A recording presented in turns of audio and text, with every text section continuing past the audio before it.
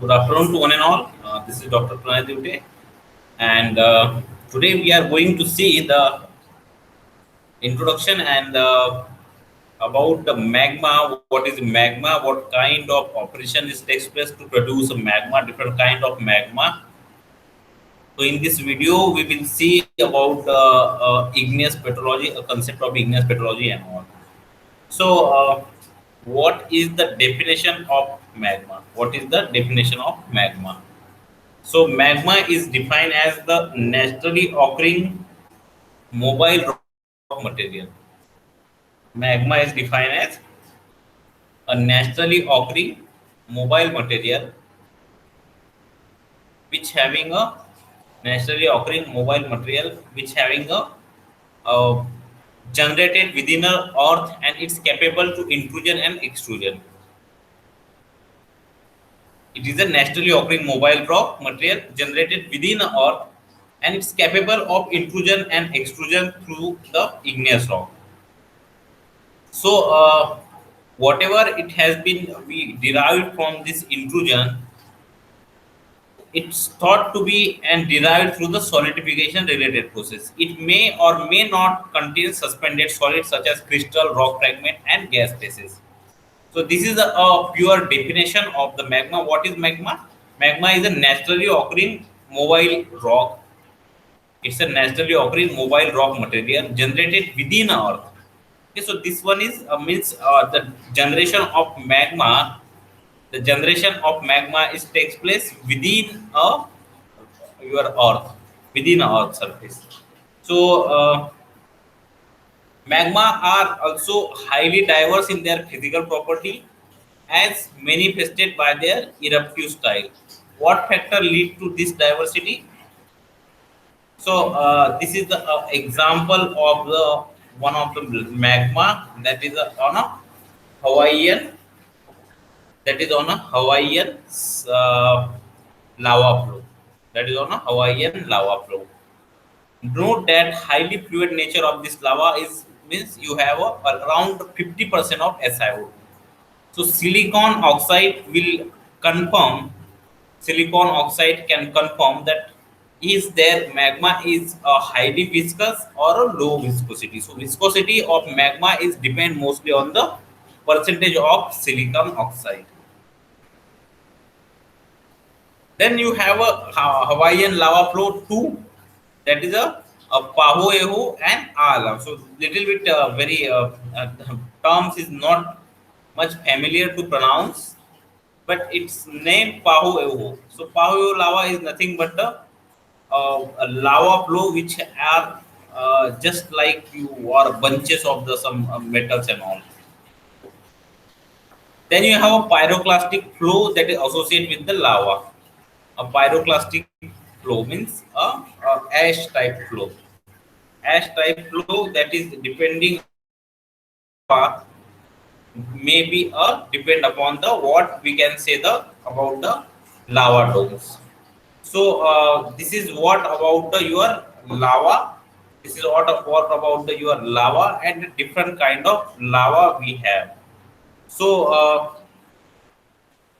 this is a fire fountain of a basaltic extrusion. This is a fire fountain of the basaltic extrusion in a Stromboli, one of the island in your what we can say in a Stromboli. So we will now try to relate some of these phenomena to the relationship between physical properties of melt and composition. Physical properties of this one and composition. Now we will now try to relate some of these phenomena to the relationship between the physical properties of melt and melt composition, temperature and pressure. So magma are complex liquid that vary greatly in composition and properties. Temperature of this magma is 1400 degrees Celsius. The temperature of magma is 1400 degrees Celsius. Depth in between 50 kilometers to 200 kilometers. Depth in between the 50 kilometers to 200 kilometers for the magma. Why magma come off? Due to the lower density than the solid upper mantle. That is a buoyancy force, we can call this. So, so magma in nature are having a complex liquid that are vary greatly in composition and properties. The temperature of magma is 1400 degrees Celsius. Depth of magma is 50 kilometer. Why the magma is comes up? Due to the lower density than the solid upper mantle buoyancy. So buoyancy force is nothing but a force which can responsible for the moving of the magma up. So when there is a surrounding of this one is having a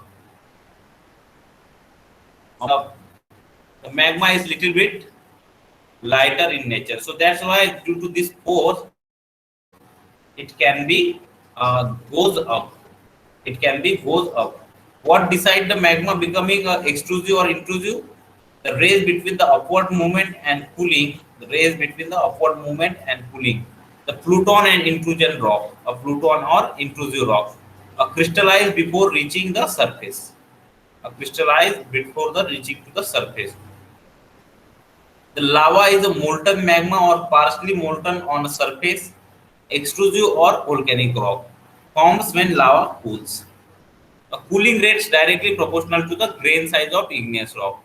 A cooling rate of a magma is directly proportional to the grain size of igneous rock. So granite is a quartz plus feldspar. Granite is known as the quartz plus feldspar, which is visible to naked eyes. Rhyolite is a quartz plus cross is equal to feldspar plus micro. You need a microscope to see this one. So you have two different type of rock. Basically, one is microscopic. Megascopic rock are those rock which is seen by the naked eyes.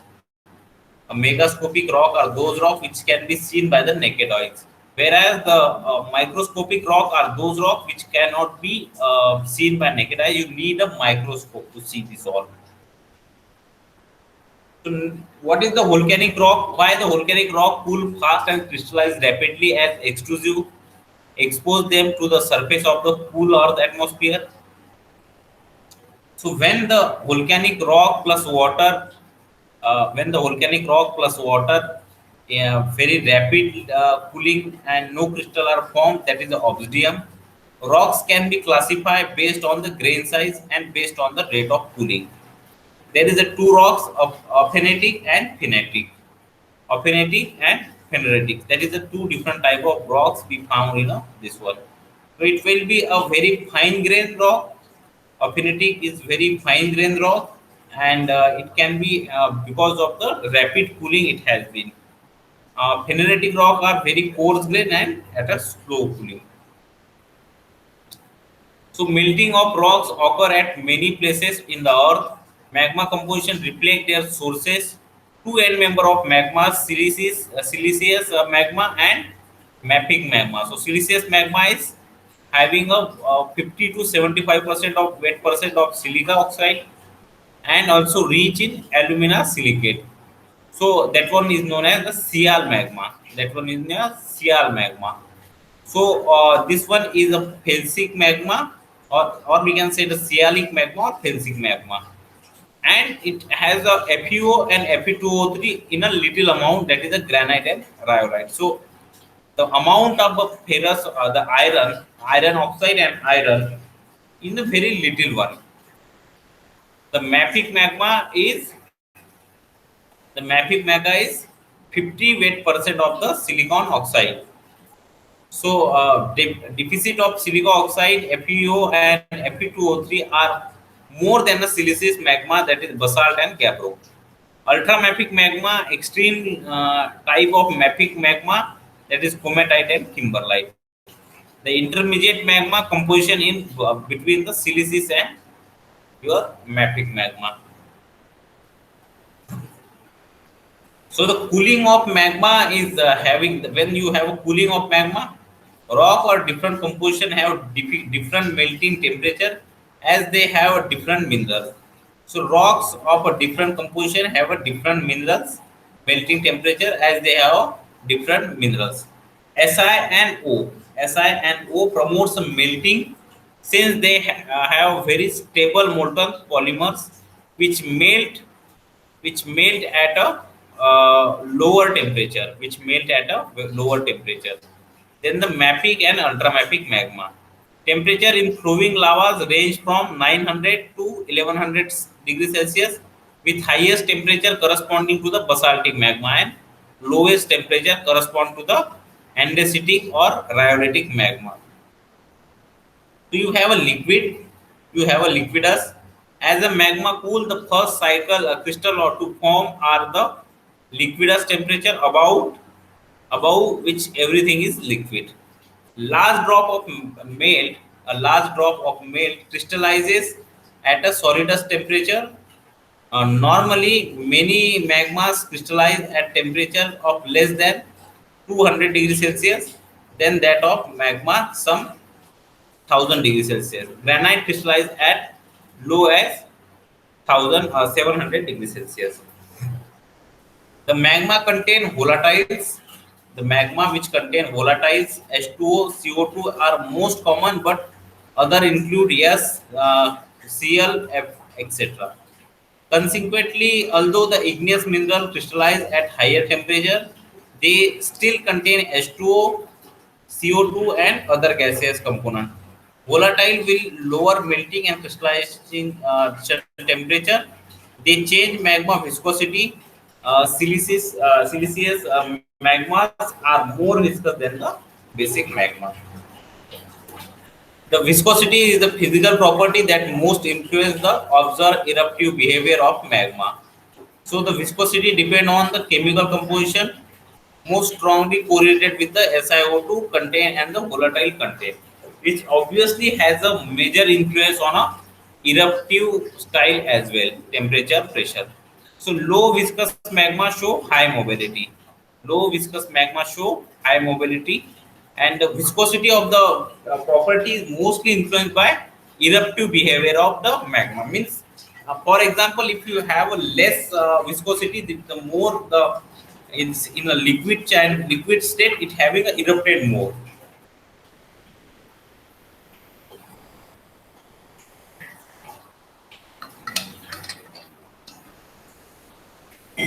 Whereas low viscous magma show high viscous mobility.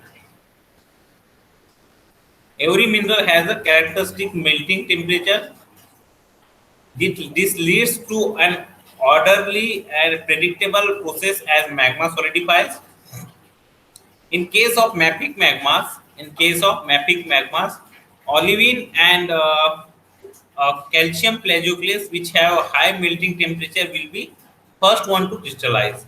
As temperature falls, some of the olivine disappear. So you have a different kind of crystallization of magma. So olivine plus SiO2, okay, olivine plus SiO2 form a pyroxene. Olivine plus SiO2 form a pyroxene. At the same time, plagioclase plus NaSi, sodium plagioclase, this one are going into the melt. So with the continued temperature falling, pyroxene become unstable and react with the melt to form an empty ball. Then mica, whereas the plagioclase become more sodium rich. Inferences, mineralogy changes as the crystallization proceeds. So the crystallization of magma in case of siliceous magma, the first mineral to crystallize are not olivine and anorthite, but instead could be amphibole, mica or feldspar. The reaction between the mineral and melts takes place as a cooling continuum. Potash, feldspar, muscovite, and quartz are an end product of crystallization of most siliceous material magma. The important inferences is when a magma solidifies, the overall mineralogical assemblage is a product of overall magma composition. Then we have a Bowen reaction series. N.L. Bowens, who is a pioneer study of magmatic crystallization, combining study of naturally occurring rock type and experimental studies, develop a idealized model for the equilibrium crystallization. in a magmatic system. So Bone reaction series is define the order of a crystallization of mineral in a cooling magma. It has two branches. It has two branches. One is continuous reaction series branch. One is a discontinuous reaction series branch. So why it's called discontinuous and why it's called the continuous, we will see now. So one mineral abruptly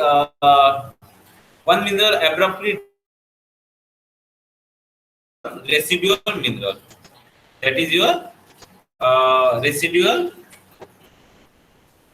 mineral. So one mineral is present throughout and changes its composition. And residue mineral muscovite, alkali, feldspar, and quartz. Okay, so this is how you can have a bone reaction series. This is how a bone reaction series which we have. So this is what the bone reaction series. Uh, uh, this is how you have bone reaction series. You can have at one side we have olivine, orthopyroxene, clinopyroxene, ampicol, and biotite. At one side you have a anorthite, betonite, labradorite, and andesite, oligocene, oligoclase. This is all the reaction series you have. The alkali feldspar, muscovite, and quartz is the end member product. So olivine and the orthopyroxene, clinopyroxene, ampicol, and biotite. These all are the different things, different uh, what we can say the different mineral, and that's why it's called as a discontinuous series. That's why it is called as a discontinuous series, because it is not in a continuous state. It is not in a continuous state. Anorthite, betonite, labradorite, andesite, oligoclase. So these all are in a same continuous manner. That's why it is called as a bone reaction. That's why it's called as a continuous reaction series. Then you have a residual phases of alkali feldspar, muscovite, and quartz. So whatever the magma that is remaining after making this all the mineral, so they will form a muscovite and quartz. So quartz is basically you have a SiO2 unit, that is known as your quartz. So that is known as your quartz. Okay. So quartz is nothing but the a residual mineral. A quartz is nothing but a residual mineral for your. Then you have a common igneous material. That is a felsic material, mafic material. What is a felsic and what is a mafic? A felsic material are the common igneous material which having a quartz, potassium feldspar, plagioclase feldspar, muscovite.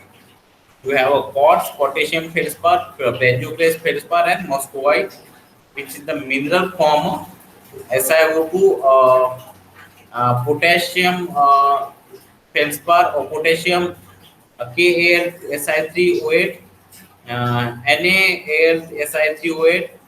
So this is all are the different kind of mineral which is found in a rock. Then you have a mafic rock, biotite, that is a mica, amphibold group, pyroxene, and olivine. So these all are the different minerals which we have. And the what is the composition of this mineral? So biotite is having a Si3O10 OH group attached, Si3O10, 3 molecule of silicon and 10 oxygen. Then you have a amphibole group which is having a Si8 and O22, Si8 O22. So this is your amphibole which is having a double chain. Then you have a pyroxene group. Which is known as SiO3, which is known as SiO3. Then you have olivine, which is a MgFe2SiO4. So these all are the different kind of mineral which form. Then how the magma is formed? The formation of magma in chamber. So some mineral melt before other result in a mixture of melt. So partial melting, how the partial melting has been take place? So the some mineral melt before the other result in the mixture. Melt is a less dense than the solid. Melt is a less dense than the solid. Low density mineral tend to melt first. So the depending upon the density of the material, depending upon the density of the material, uh, the buoyancy melt migrate to the rock pores and fracture. The rock pores and fracture. Then magma differentiation. What is the magma differentiation? Magma differentiation is the process by which rock of various composition can arise from a uniform parent magma. A rock of magma, the magma differentiation is the process by which rock of various composition can arise from a uniform parent magma. It occurs because of the different minerals. It occurs because of the different minerals crystallize at the different temperature. So the the whatever into a body of extrusive rock, body of the igneous one, and you can have a what we can say the uh, it cover a very large area mostly. It cover a very large area mostly. So the formation of the growth of the primary texture of the material, the primary texture of material will be formation of growth on crystal of either mid or a form of solid. So initial nucleation of crystal will be takes place in the subsequent crystal growth, diffusion of chemical species and through the surrounding medium and its form of a surface and growing crystal. So what is the nucleation? What is the crystal growth and what is the diffusion? Nucleation is nothing but the critical initial step in a crystal formation. So when you form a crystal, that is a very important one. The crystal form in this one is a critical initial state, a critical size of embryonic cluster or a crystal nucleus must form. It requires some degree of supersaturation or undercooling. The cooling of made below a very true crystallization temperature of a mineral. So crystal with the simple structure nucleation more easily than those with the complex structure, that is olivine, magnetite and ilmenite crystallization, more easily than the plagioclase. The crystal growth involve a growth of more phases, development of complex silicate, that is a pyroxene, amphibose and mica. So the diffusion growth of a mineral depletes the adjacent melt in the constituent, that is the mineral preferentially incorporated. So for growth to proceed, new material should diffuse through the melt, cross the depleted zone and the reach crystal surfaces. All the above three influence of ultimate texture of resulting the rock. Apart from this, cooling rate is another important aspect which will impact this one. So the igneous rock, so the texture of igneous rock is having a different kind of texture in igneous rock. You have a apheritic, you have a pheneritic, you have a porphyritic and glassy. So different kind of this one is having a different kind of texture. So apheritic is a like a texture which having a too small crystal, having a too small crystal to see by eye. The aperitic is a crystal, is a texture which having a too small crystal which can be not seen by the naked eyes.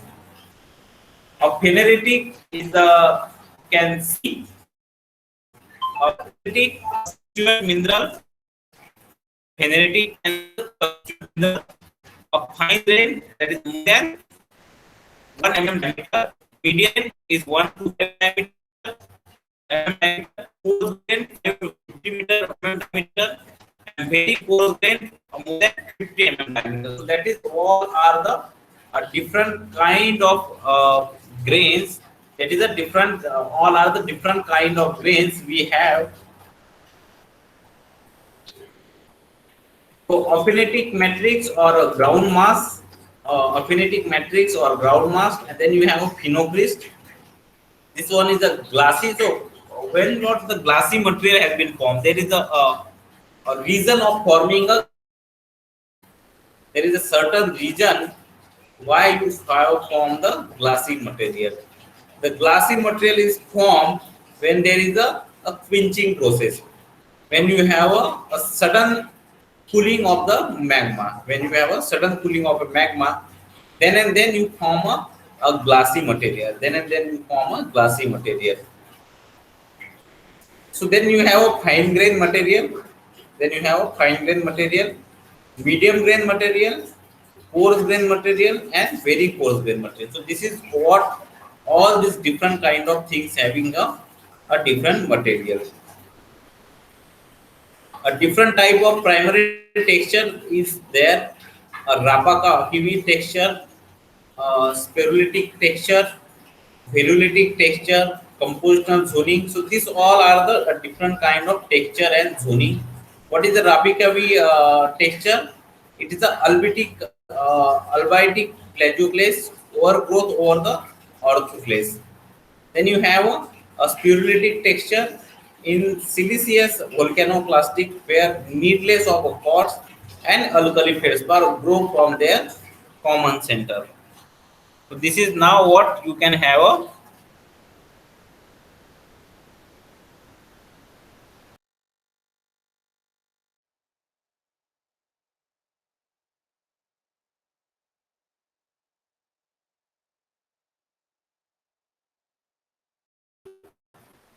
So then you have a compositional zoning. Then you have a compositional zoning. It occurs when a mineral changes its composition during its growth. A normal zoning is anorthite rich core to albite rich and albite rich core to anorthite rich. So this is a different kind of zoning we have. So oscillatory zoning is a regular decrease of an content from the anorthite to albite. So the zoning is a compositionally zoned hornblende phenocryst with the pronounced color variation visible in a plain polarized light. Then you have a texture that is continue to early form crystal. So you have a three different kind of texture. One is euhedral, subhedral, and unhedral. Euhedral, subhedral, and unhedral. What is these three different kind of texture about, and what this is exactly are? So the euhedral are nothing but the when you have a this euhedral is nothing but the when you have a specific shape to that crystal. So you when you have a specific shape to the crystal, that is known as euhedral. When you have a specific shape to that crystal, it is known as the euhedral. As more crystal are formed, then the mutual interference impedes a development of phased and subhedral or unhedral crystal are formed. So earlier one you have a better form, and latest one which is interstitial filling in a spaces between the earlier one. This is more or less a thumb rule, but exception are always there. This is how your subhedral, euhedral, and unhedral looks like in a draw. Okay, so unhedral is nothing but you don't have any particular shape to that one. Subhedral is having a good shape, but not that much a perfect shape you can call that is a subhedral. Then you have a unhedral. Then you have a unhedral. So unhedral, subhedral, and unhedral, subhedral, and euhedral, three different kind of things are there. So then you have a igneous accessory minerals. Then you have a igneous accessory mineral, that is a zircon, apatite, and titanite are euhedral. Even though they are formed during the last stage of crystallization, even though they are formed during the last stage of crystallization, the inclusion relationship another indicator of sequence indicator and most reliable one.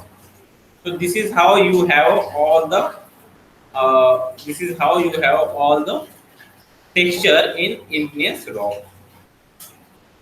So the inclusion is the first to form and enveloping the mineral in later form. It should be a valid throughout the section. It should be a valid throughout the section. Then you have optic texture. Then you have a respiration and differential movement of crystal. So what is the respiration? A diffusion and dissolution of the mineral back into the melt or a solution from which it formed, resolved and crystal have been rounded comes into the amber. So sieve texture is having a advanced stage of resorption, a foliation flow within the melt alignment of elongated or tabular mineral. A trachytic texture is having a latch-shaped microlights in a volcanic rock and that are strongly aligned around the phenocryst. A phyloxenic failure or random or non-aligned microcline. So you have a flow bending which having a mingling of two magmatic fluids, uh, cumulophyric texture, many cluster of adhering the phenocryst. Then you have a cluster are only one mineral. You have a phenocryst, ground mass, microlights, or crystallites, microphyst. So these all are the different texture of a volcanic rock, volcanic igneous rock. So this one is known as the microphenocryst, ophiutic, and all. So this is a different kind of texture we have. So this is a picture of ophiutic texture. This is a picture of ophiutic texture is closer. So this is a microscopic picture. You can see this one in a very detailed one. The crystal has been there. So a single pyroclastin envelope several well-developed plagioclase. So you can have this plagioclase lath in this. Plagioclase lath is this one, this color. This color is a plagioclase lath, and this one is a pyroxene. So this one is a microscopic photograph of the this ophiulitic texture. So ophiolites are often a sequence. Ophiolite is nothing but one of the sequence which we have. Then you have a sieve texture in a then you have a sieve texture in a cumulophyric cluster. Then you have a sieve texture in a cumulophyric cluster, which have been reabsorbed and embarked in a olivine phenocryst. A trachytic texture in which the microphenocryst of plagioclase are aligned due to the no flow around the phenocryst. A feldery or a phyloxetic texture in which the microphenocrysts are randomly oriented basaltic andesite. The flow bending in an andesite, that is a Rainier West this one Washington. So this one are the photographs. Then this one is you have a accumulate of a texture. This one is you have a accumulate of texture which having in a layered igneous rock, which are in a layered igneous rock. So you have a orthocumulate and accumulated mineral in a liquid. So development of cumulate texture, a development of a cumulate texture, crystal accumulate by a crystal settling or simply form in a place near the margin of the magma chamber. In this case, plagioclase crystal accumulate in a mutual contact and intercumulus liquid files is intensified. So you all have this kind of texture in a igneous rocks.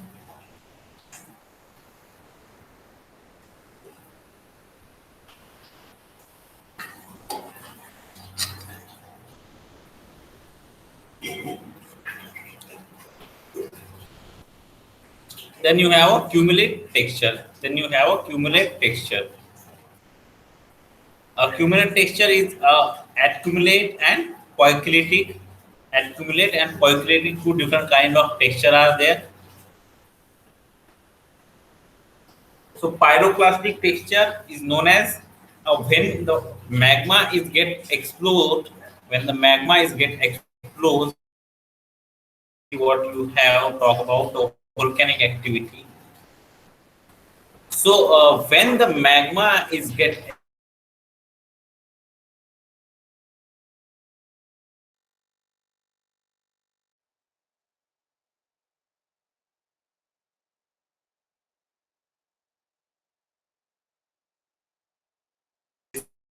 this one known as the pyroclastic texture, known as the pyroclastic texture. Then you have a secondary texture. Then you have a secondary texture. It is developed after the igneous rock is. It is developed after the igneous rock, and that is entirely a solid and the are the thus really metamorphic in nature. Then you have a deuteratic alteration. Then you have a deuteratic alteration, which is uretization of amphibole replacing the pyroxene. Then you have a biotization. Then you have a biotization. Biotite form of pyroxene or amphibole. Then you have chloratization, alteration of any mafic mineral to chloride. Okay. Then you have a different kind of secondary texture. Now I am going to explain you the concept of primary texture and secondary texture structure. Texture, sorry. So what is the primary texture and what is the secondary texture? The primary texture are those texture. A primary texture are those texture which can form, which is formed during the process of formation of rock. During the process of formation of rock, whatever the texture we form, that is known as the primary texture. So means when you form a rock, when you form any rock, the texture which is developed along the this rocks, that is known as the primary texture. Whereas secondary texture is developed after the igneous rock, that is entirely solid and are thus really metamorphic in nature. Then you have a deuteric alteration. So secondary texture are those texture which is formed after the formation of rock. Means once you form a rock and after the secondary process like weathering, erosion, and the what we can say the replacement of the some materials in your igneous rock. All this the operation can form a, whatever the texture that is known as secondary texture. That is known as the secondary texture.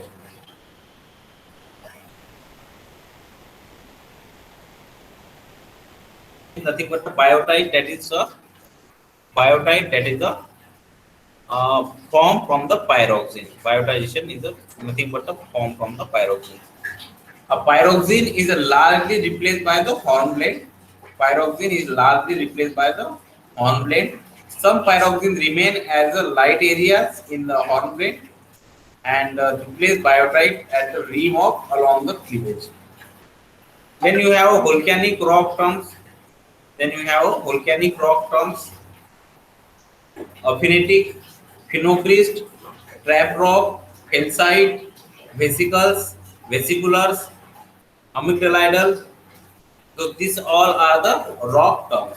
These all are the rock term, volcanic rock terms in these. What is the aphanitic? Aphanitic is nothing but a fine grain. Aphanitic is nothing but the fine grains that are not visible to the eye. Aphanitic is nothing but a fine grain that are not visible to the eye. Then you have a phenocryst, which is large crystal in the aphanitic matrix. A phenocryst is a large crystal in the aphanitic matrix. Then you have a trap rock. Then you have a trap rock, light color aphanitic volcanic rock. Then you have a calcite. Then you have a calcite, dark color aphanitic volcanic rock, amygdalidal minerals. So these all are the volcanic rock terms which we use. So this is what we can say the texture which is called as a amygdalidal basalt.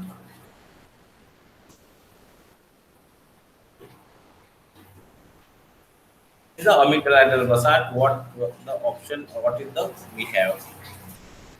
So this is all are the texture. This all are the nothing but a texture to which we are in the your what igneous rock mostly we form. Mostly we find this kind of igneous texture in the rock. So this is all about the igneous rocks and their texture. So these different photographs, it suggests that this is a glassy one. You can see the very glassy one, just like a glass. So how it is formed? A sudden cooling means you have a temperature like 10 to 15 degrees Celsius, and you have a lava flow in the your what we can say the lava flow in around the channel around the surface. So in that case, you found this glassy texture. In that case, you find a glassy texture in it. This is a different kind of again a different kind.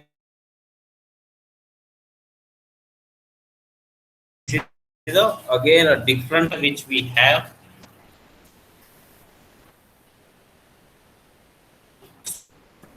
So whatever the material we have, so whatever the material we have, so all this material are the igneous rock material are having some specific texture.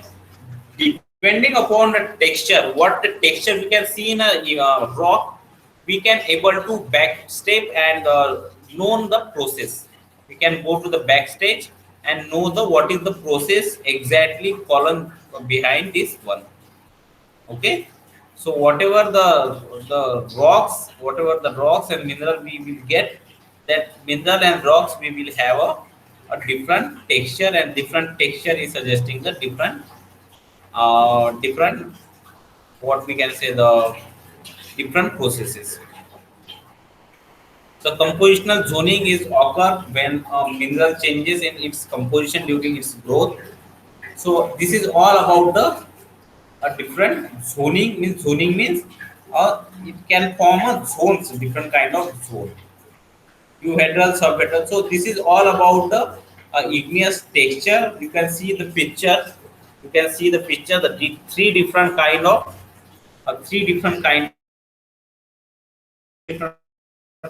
crystal you have, and that all the crystal is having a different kind of shapes. All this one is having a different kind of shape. This is again a igneous. This is again a ophiolite texture. Ophiolite is nothing but a sequence. Sequence which when the your what we can say the two plates are abducted. Two plates are abducted, like you have a two continental plate. So when two continental plate are going above, it will be get known as the ophiolite. It is known as the ophiolite. So this is all from the today's lecture. What is the kind of texture we have? What kind of the processes which is involved in this one? What is the bone reaction series? And whatever the what is the bone reaction series? What is the compositional bone reaction series? What is the continuous bone reaction series? What is the discontinuous bone reaction series? And why this called as a continuous bone reaction series and discontinuous bone reaction series? So this all we seen in this video, and hope you all are understand the concept of igneous texture. What is the volcanic rock possess another texture, intrusive rock possess another texture. So this different kind of rocks is having a different kind of texture, basically. So that's how we are now plan now study this all the rocks and this all. Thank you for listening this lecture, and I hope you understand. If you have any query, you can ask. You have a 10 question in your LMS, you can go and attempt that 10 question. 10 multiple choice question are there in your LMS. You hope you understand this one, and you can have about what we can say the a concept of